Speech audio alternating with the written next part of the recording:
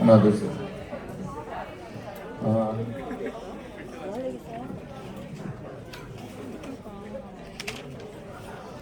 네, 안녕하십니까. 총론 시안 개발을 맡은 연구 책임자 유아일의 황교입니다. 그동안 저희가 지난해에 이제 총론 주요 사항이라는 것이 발표됐고요. 그걸 기반으로 해서 총론 시안 탑재본을 올려서 여러 이제 의견을 듣고 그 의견들을 들은 것까지 정리를 해서 오늘 그동안에 저희가 연구한 결과들을 좀 보고 드리도록 하겠습니다. 어떻게 돼서 이번에 이제 교육과정이 현재와 같은 모습으로 되었는지 간략하게 설명을 드리도록 하겠습니다.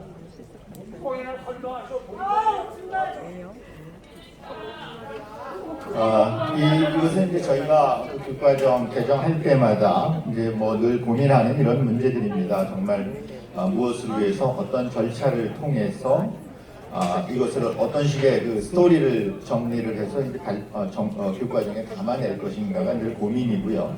이런 배경 속에서 지난해 총론 주요 사항에서 이미 이제 뭐 발표가 됐던 내용이기 때문에 이 앞부분은 좀 간략하게 그냥 넘어가도록 하겠습니다. 저희가 중요한 것이 한편으로는 미래를 준비하는 일이 중요할 것이고 그 미래 준비라는 것은 알파고와 코로나가 우리에게 가져다준 도전에 대응하는 것이 이제 중요한 과제라고 저희는 판단을 했습니다.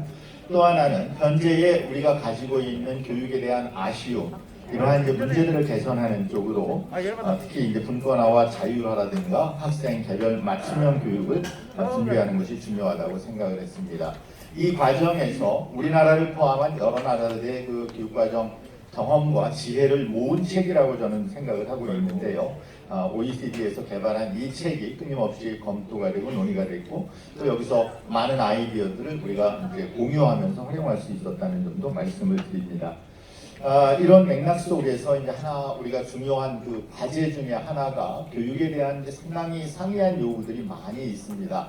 이것을 교육과정에 담아낼 때에 그것이 과도한 부담이 되지 않도록 하는 방안을 찾는 것이 상당히 어려운 과제이고 그러한 어려운 과제 속에서 다른 나라 사례들을 참고해 가면서 우리 학생들이 폭넓은 교육을 받되 또 깊이 있는 학습이 가능하도록 하는 방안을 찾고자 노력을 했다는 점을 말씀을 드립니다.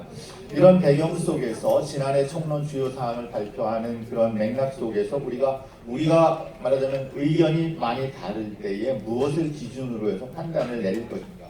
첫째, 학습자의 말하자면 성장 지원하는데 기여할 수 있어야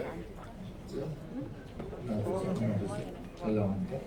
두 번째, 미래 사회의 능력을 잘 준비시켜 줄 수 있어야 되겠다. 세 번째, 분권화 자율화를 추진하는 것이 중요하고, 네 번째, 새로운 교육 환경에 맞추어서 준비를 해야 되겠다. 이러한 어떤 원칙 속에서 지난해 11월에 우리가 이렇게 발표한 바가 있습니다.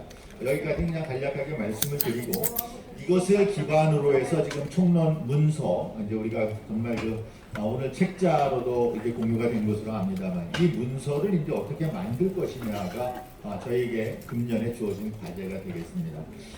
이 총론 문서를 개발할 때에 이제 힘든 과제가 두 가지라고 생각을 했는데요. 하나는 다양한 지난해부터 제시됐던 여러 가지 아이디어들을 어떻게 총론 문서에 반영하고 담아낼 것인가. 첫째, 둘째, 학교 선생님들께서 좀 더 활용하시기 쉽고 이해하시기 쉬운 그러한 교육과정 문서로 만들어낼 수 있을까. 이 두 가지를 중요한 과제로 고민을 했는데요. 첫 번째 반영하는 건과 관련해서는 우선 아까 말씀드렸듯이 요구사항들이 매우 다양하고 많습니다. 이게 이제 교육과정 과부하 문제를 가져오는 그런 상황이라는 점을 고려해야 되고 또 하나는 관점들이 서로 항상 같지 않다. 서로 충돌을 일으키기도 하고 갈등을 일으키기도 한다. 이것을 어떻게 이제 말하자면 균형을 유지해가면서 담아낼 수 있을 것인가가 중요한 과제였다고 생각을 합니다. 이런 맥락 속에서 이 두 가지를 말하자면은 피할 수 있는 그 어려움을 피할 수 있는 방안으로서 저희는 모든 것을 나열하는 방안보다는 범주화하고 위계화해서 계층을 정리하는 것이 중요하다고 생각을 했고요. 마찬가지로 아까 말씀드린 뭐 네 가지가 이해가 되겠습니다만 그러한 교육적 가치를 기반으로 교육의 자주성과 독립성 또 중립성 같은 것을 지킬 수 있는 방안을 찾도록 노력을 했습니다. 결론은 그렇게 함으로써 좀 더 총론 문서 자체에는 매우 좀 간결하고 압축적인 진술이 그 진술 중심으로 아마 구성이 될 수밖에 없다. 지금까지도 그래왔고 이런 여러 가지 이유 때문에 좀 더 보편적이고 포괄적인 용어로 우리가 그 여러 아이디어들을 담아내고자 노력했다는 점을 말씀을 드립니다. 두 번째 중요 과제는 총론 문서가 어떻게 선생님들께 좀 더 많이 활용될 수 있고 또 이해될 수 있도록 할 것인가 하는 그 문제였습니다. 좀 더 친숙하고 도움이 되는 그런 문서가 될 수 있도록 하기 위해서 교육과정 개정의 배경을 좀 추가하기도 했고 또 장별 안내문을 앞에 포함하기도 했고 앞으로는 이제 이것이 디지털 플랫폼을 통해서 선생님들께서 좀 더 활용하시기에 편리한 방향으로 저희가 이제 발전을 시킬 계획을 가지고 있습니다. 도식화하는 방안도 함께 고려는 했습니다만 이 그 초안들에 대해서 의견들이 많이 다르셨기 때문에 그것을 이번에는 그냥 구현하지 못했고 앞으로 해설서를 통해서 좀 더 도식화하는 그런 방안을 모색해 가고자 합니다. 이제 그 변화된 내용들을 중점적으로 좀 설명을 드리겠는데요. 가장 큰 변화는 목차의 변화입니다. 2015와 비교해 볼 때 쉽게 말하면 2015 때의 2장과 3장의 위치를 바꿨다. 그리고 이제 일부 절의 순서로 좀 바꿨다 하는 것이 큰 차이가 되겠는데요. 이렇게 목차를 바꾼 큰 이유는 전체적인 어떤 논리적인 흐름이 교육의 방향에 대한 큰 그림을 먼저 앞에서 제시하고 기준이라는 구체적인 내용이 뒤로 나오는 형태로 정리를 좀 했습니다. 이것이 다른 한편으로는 자율성에 학교의 자율성에 대한 어떤 관점을 반영한 것이기도 한데요.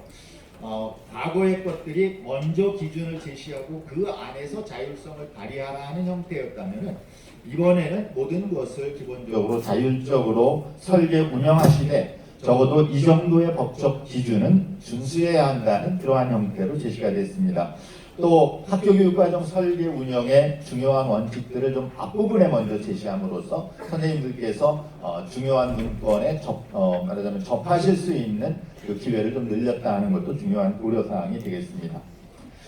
이런 맥락에서 이제 맨 앞에 그 교육과정의 성격이라는 것이 제시되는데 제시 위치를 좀 바꿨고 또 그 교육과정의 성격이라는 것을 통해서 우리가 무엇을 강조해야 되는가 이 국가 기준이라고 하는 것이 어떤 역할을 해야 되고 어떤 법률적 지위를 가지고 있는가를 설명하는 방식으로 수정을 했다는 점을 말씀을 드립니다.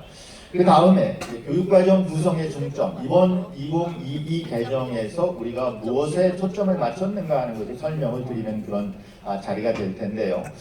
예전 2015 때를 비교해 본다면 2015 때는 앞에 이제 총론의 원칙, 말하자면 교육과정 편성 운영과 관련된 기본 과제가 뭔지, 그리고 교과 교육과정과 관련된 원칙이 무엇인지, 수업과 관련된 것, 평가와 관련된 것, 요 네 가지를 중점적으로 이야기를 했다면은 이번에는 앞부분에 이제 어떤 목표에 해당된다고 생각되는 것들, 아까 말씀드렸듯이 우리가 이제 미래 대응 능력이라는 것을 중요하게 생각하고 또 공동체 의식이라는 걸 강조를 했고 그리고 모든 학습의 기초로서의 기초 소양 이것을 이제 강조했기 때문에 앞부분에 먼저 제시하고 총론, 강론, 수업과 평가 그리고 이 자율적인 어떤 교육과정 운영을 위한 흔히 이제 우리가 거버넌스라고 이야기하는 그것과 관련된 원칙을 제시를 했습니다. 그래서 이렇게 7가지의 원칙으로 제시되어 있고요. 그것을 조금 좀 자세하게 살펴보도록 하겠습니다. 인간상과 관련해서는 사실은 그동안 인간상이 뭐 여러 교육과정 개정이 있었습니다만 그 핵심 키워드는 크게 달라지지 않았다고 생각을 합니다. 그만큼 안정성을 유지하는 것이 중요하다고 보았고요. 그래서 자주적인 사람, 창의적인 사람, 교양 있는 사람, 더불어 사는 사람 등등. 다만 이 설명문에는 그동안 이제 총론 주요 사항 설정 또 여러 의견 들어온 그 여러 가지 중요한 키워드들이 거기에 잘 반영될 수 있도록 노력을 했다. 자주적인 사람은 자기주도적인 사람으로 좀 용어를 좀 달리 표현을 했다는 점을 특징이라고 말씀드릴 수가 있겠습니다. 핵심 역량 2015 때 처음 들어왔는데요. 여기서도 마찬가지로 기본 틀은 지금 이제 역량 중심의 어떤 교육이 자리를 잡아가고 있다는 점을 감안해서 이것은 변화를 주지 않고 다만 그동안 소통 역량이라고만 이제 제시를 했던 것이 있습니다. 이것이 너무 의사소통에만 이렇게 치중하는 것 같아서 이것이 서로 다른 사람의 관점을 존중하고 경청하면서 어떤 협력적인 관계를 맺어가는 것, 그 점을 강조하기 위해서 용어를 조금 바꿔보았습니다. 다음 학교 교육과정 설계와 운영의 말하자면 방향이라고 제시를 했는데요. 이 이제 새 교육과정에서 2장이 되겠습니다. 그동안은 편성 운영이라는 표현을 썼는데 좀 설계 운영이라는 좀 더 광의의 의미를 줌으로써 학교에서 좀 더 자율적으로 학생들에게 가장 적합한 학습 경험을 설계해서 교육을 운영할 수 있도록 하는 그 방향을 제시하고 거기서 관련되는 큰 원칙들을 제시를 했습니다.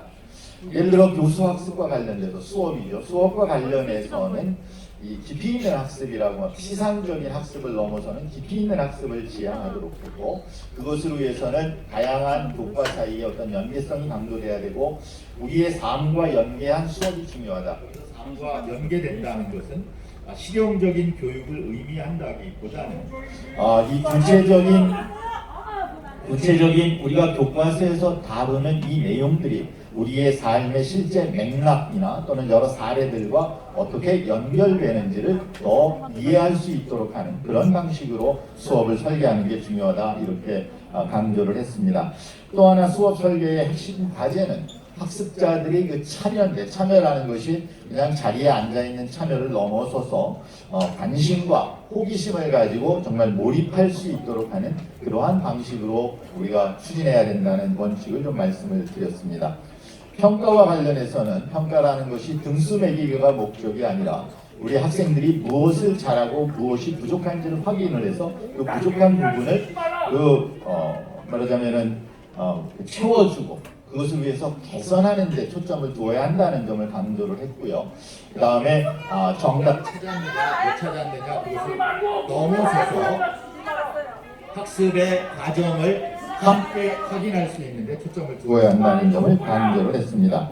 그 다음에 이제 학교급별 교육과정 편성 운영의 기준에 대해서는 별도의 연구진이 이어서 발표를 해 주실 예정입니다. 마지막으로 이제 학교교육과정 지원에 관한 사항을 그동안은 국가 또는 교육청 이렇게만 나와 있었는데 이것을 지원 업무 방식으로 나누어졌다. 그렇게 구분을 해서 제시를 했다는 점이 특징이 되겠습니다. 자, 이것이 이제 발표가 된 이후에 앞으로도 지난번에도 그랬지만은 이제 지금 탑재본 국민 참여 소통 채널을 통해서 의견을 들었고요. 앞으로도 오늘 공청회 물론 공청회를 포함을 해서 주신 여러 가지 의견들을 모아서 국가교육위원회 심의위원회에 고시될 예정으로 있습니다. 여러 가지 쟁점들에 대해서는 이미 아신다고 생각을 하고요. 이러한 그 상이한 관점들을 어떻게 반영할 것인가.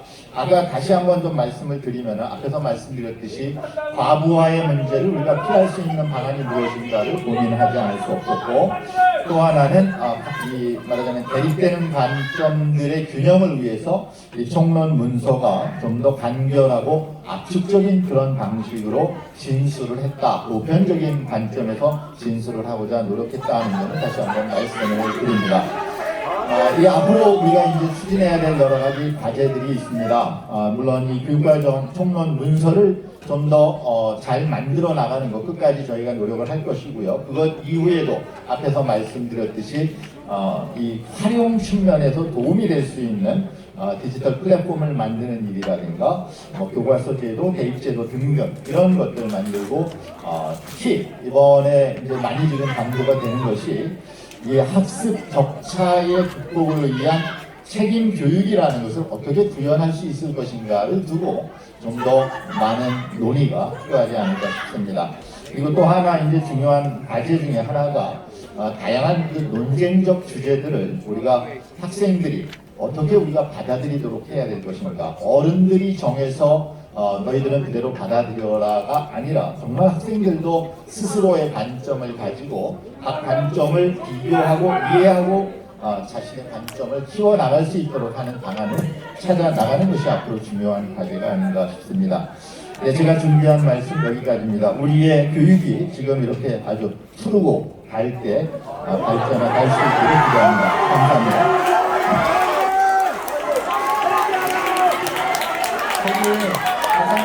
아까 티켓을 만들기로 하셨잖아요. 여기 전체 합의하신 거를 자꾸 내려주시고, 여기 홍원석 교수님하고 박은희 대표 올라가 주시고, 아까 처음에 말씀드렸듯이 제가 공식 발표자, 공식 토론자 시간을 조금 지금 단축하고 있고, 1부 이렇게 공식 토론자 끝나시면 김원평 교수님하고 임성우 선생님, 육진영 선생님이 5분씩 토론을 하실 겁니다. 질문 안 받으십니까? 질문! 잠깐만요. 두 번째는 질문! 잠깐 계셔요. 발표하시면 공식 발표, 공식 토론자 끝나시면 조영길 변호사님, 박상민 선생님, 홍순희 선생님께서 각각 5분씩 또 말씀해 주실 거고, 그리고 나서 세 번째 고등학교 끝나고 나시면 이형호 교수님, 김창수 선생님이시죠. 그리고 이만석 선교사님 해주시고, 종합토론 시간에는 최선현 협성하고 노동조합, 그리고 나서 은정 학부모님, 그리고 강정희 학부모님, 윤설 특성하고 노동조합, 정성조 교사, 김경교사, 김성고 교사, 이렇게. 이거는 아니 이거 제가 부르는 게 아니고 본인 자꾸 딴 분들 비난하시면 그건 맞지 않아요. 똑같이 그쪽에 계신 분이 이렇게 할 수 있거든요. 그럼 그건 내려주세요. 아까 합의하셨잖아요, 이게 전에. 그리고 여기 토론하시는 분들도 제가 했는 게 아니고 여기 모이셔가지고 합의해서 그 순서대로 이렇게 주신 거예요, 저한테. 그래서 저는 그렇게 하는 걸로 듣고 이제 진행하는 것밖에 없거든요. 그러니까 내려주세요, 좀 진짜. 아니 내려주시라고요. 합의하신 거 자꾸 깨니까 딴 데서 자꾸 이러시잖아요. 홍원께서 두분 나오세요. 질문 있습니다. 질문. 누구한테요? 예? 아니요. 이 공청회 자리는 연구자는 이렇게 연구해가지고 본인의 의견을 이렇게 하는 걸 내신 거고, 처음에 말씀드렸듯이 여기서 잘못됐거나 수정해야 되거나 이런 부분의 의견을 계속 주시면 그 부분은 다른 기구들이 또 많아가지고 거기서 쟁점을 계속 논의하게 될 겁니다. 이제 그렇게 진행하겠습니다. 네. 홍원석 교수님 해주시죠. 안녕하십니까. 저는 서울대학교 홍은숙입니다. 2022 개정교육과정 총론 시안에 대한 토론을 하도록 하겠습니다.